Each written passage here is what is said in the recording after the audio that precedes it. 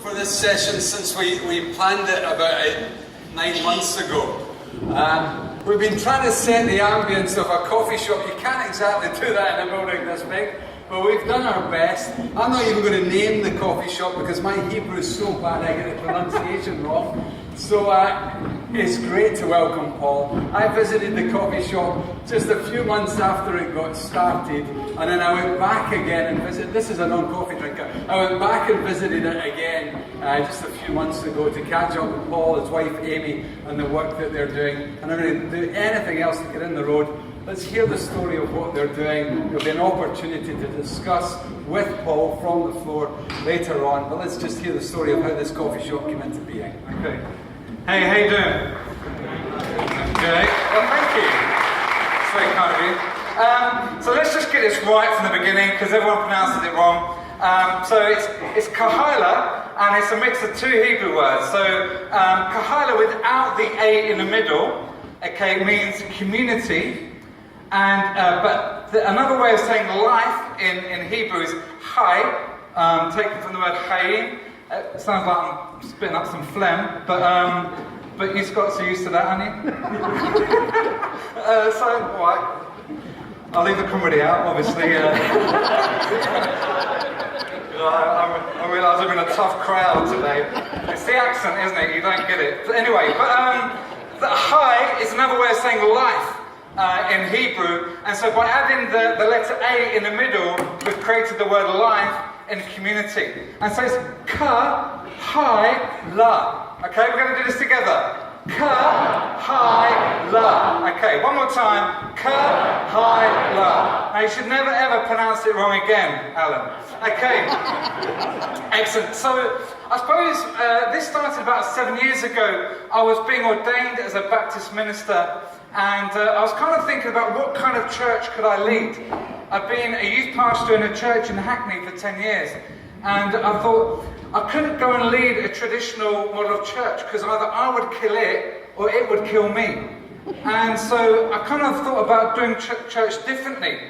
And it came about, I went down to Brick Lane. And every Sunday, there's about 20,000 people that walk up and down Brick Lane.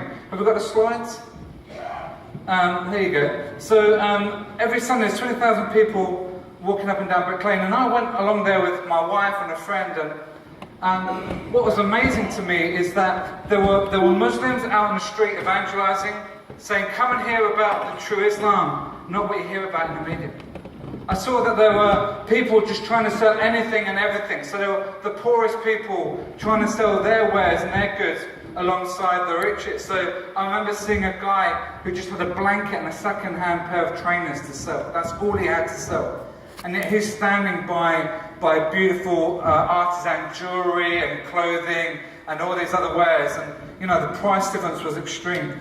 And then I walked along and I saw somebody doing tarot card reading. And then there's this woman that does spiritual healing in the area of Brick Lane, and one of our trustees spoke to her and said, you know, by whose authority do you heal people? And she said, ever since the age of 5, she's seen demons and she calls on them to heal people. And I'm like, what? I don't even know if I have a theological framework to even begin to comprehend that. But what really struck out to me that all these people, these are what considered the dying generation walking up and down Brick Lane on a Sunday morning. And there was not one Christian witness. Because at 11 o'clock on a Sunday morning, all Christians are in church. And I'm not saying we shouldn't go to church.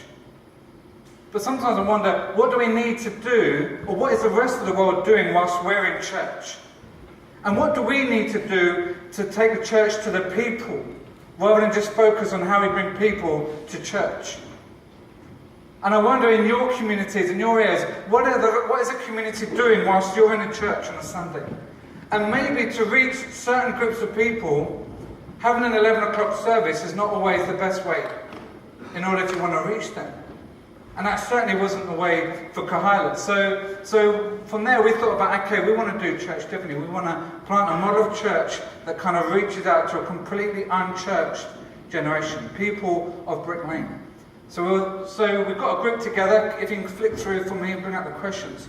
So we began to ask ourselves about, okay, what's the best way to reach these people? One more, please. So, here are the questions that we asked ourselves. And I'm going to, because it's cafe style, we're going to put you straight into a bit of discussion. And these are the questions. This is the first question that you're going to ask. How do you think the world perceives Christians and the church today?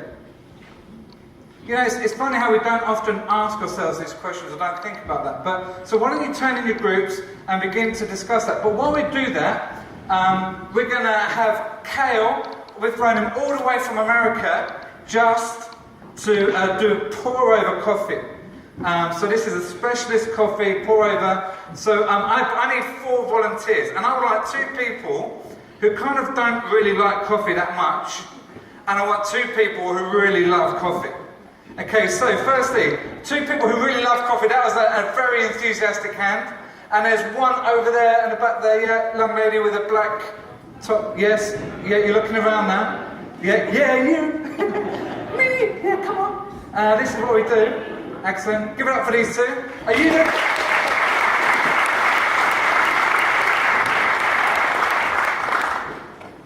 Hello, what's your name? Karina. Karina, where are you from? Correct, well done. So, Karina, come and sit here. I'm not even going to try and pronounce. I've got Glasgow bit. Hello, where are you from? Glasgow. And your name is? Katie. Katie, come and take a seat. So, you're the 2 that like coffee, is that right? Yeah, so who dislikes coffee? Okay, yes, you in the red, thank you. And you, sir? Yeah, you, sir? Yeah, there you go. Don't put your hand up if you don't want to come up. I thought you'd have worked out. Okay, excellent. Hello there, what's your name? Jim from Crete. Jim from Crete, welcome mate. And hello. Hello. Mo, nice to meet you mate, where are you from? Aberdeen. Aberdeen, excellent, thank you. Right, so guys, Cal is going to do a single origin pour over, and then we'll talk you through that. So while he's doing that, you just sit there and relax and just laugh when it's funny, and then we'll give you some coffee in a minute, okay? So, right, the rest of you, what I want you to do, in fact, you can answer this question, discuss it in your group. If we bring that question back up, please. How do you think the world perceives Christians and the church today? I'm just going to give you a few minutes because there's one other question that I want you to discuss as well. So begin your discussion. Also to say, just very quickly, in the middle of your tables there's some cake. Okay, feel free to open and have a nibble. And there's going to be more of that cake available out when you get your coffee a bit later. But enjoy.